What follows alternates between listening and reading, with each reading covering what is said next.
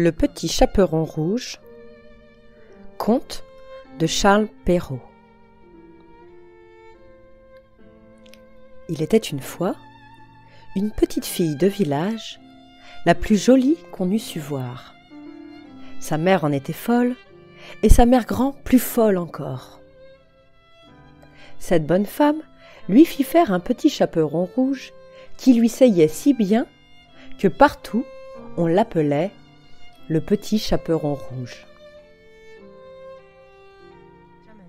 Un jour, sa mère ayant cuit et fait des galettes, lui dit : « Va voir comme se porte ta mère grand, car on m'a dit qu'elle était malade.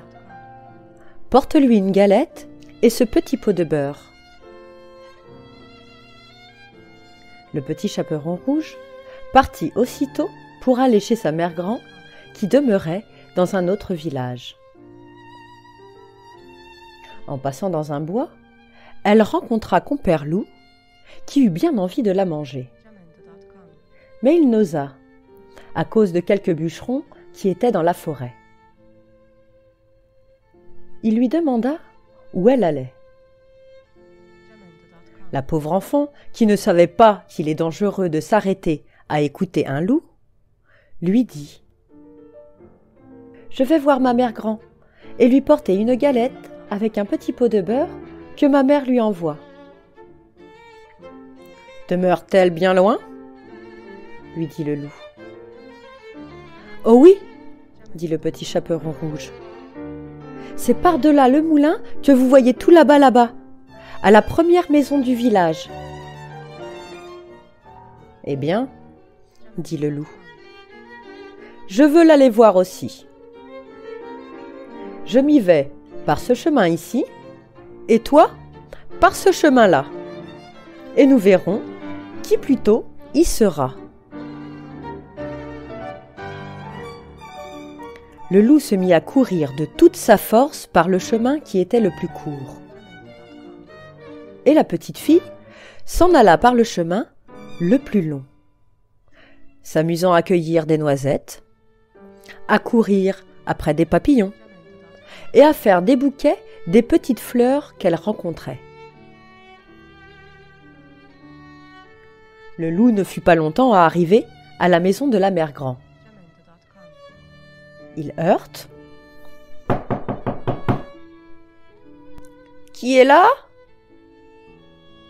C'est votre petite fille, le petit chaperon rouge, » dit le loup en contrefaisant sa voix, « qui vous apporte une galette et un petit pot de beurre que ma mère vous envoie. »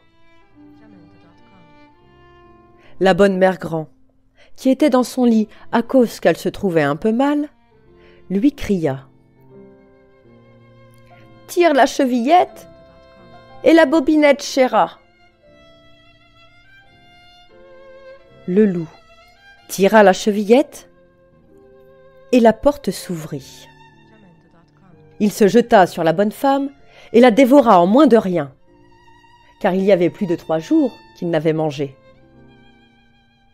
Ensuite, il ferma la porte et s'alla coucher dans le lit de la mère grand en attendant le petit chaperon rouge qui, quelque temps après, vint heurter à la porte. « Qui est là ? » Le petit chaperon rouge, qui entendit la grosse voix du loup, eut peur d'abord. Mais croyant que sa mère grand était enrhumée, répondit : « C'est votre fille, le petit chaperon rouge, qui vous apporte une galette et un petit pot de beurre que ma mère vous envoie. » Le loup lui cria en adoucissant un peu sa voix : « Tire la chevillette et la bobinette chéra. » Le petit chaperon rouge tira la chevillette et la porte s'ouvrit. Le loup, la voyant entrer, lui dit en se cachant dans son lit sous la couverture : « Mets la galette et le petit pot de beurre sur la huche et viens te coucher avec moi. » Le petit chaperon rouge se déshabille et va se mettre dans le lit, où elle fut bien étonnée de voir comment sa mère grand était faite en son déshabillé. Elle lui dit : « Ma mère grand, que vous avez de grands bras ? » ?»« C'est pour mieux t'embrasser, ma fille. »« Ma mère grand, que vous avez de grandes jambes ? » ?»« C'est pour mieux courir, mon enfant. »« Ma mère grand, que vous avez de grandes oreilles ? » ?»« C'est pour mieux écouter, mon enfant. »« Ma mère grand, que vous avez de grands yeux ? » ?»« C'est pour mieux te voir, mon enfant. »«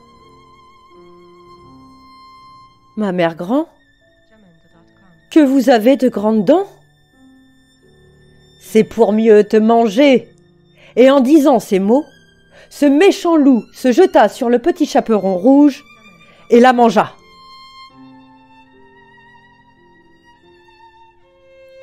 Moralité. On voit ici que de jeunes enfants, surtout de jeunes filles, belles, bien faites et gentilles, font très mal d'écouter toutes sortes de gens. Et que ce n'est pas chose étrange s'il en est temps que le loup mange. Je dis le loup, car tous les loups ne sont pas de la même sorte. Il en est d'une humeur accorte, sans bruit, sans fiel et sans courroux, qui, privés, complaisants et doux, suivent les jeunes demoiselles jusque dans les maisons, jusque dans les ruelles.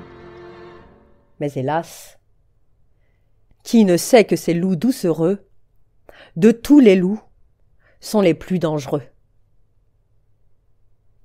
Merci de m'avoir écouté. Les histoires lues par unlivreunjeu.fr. À bientôt pour une nouvelle histoire.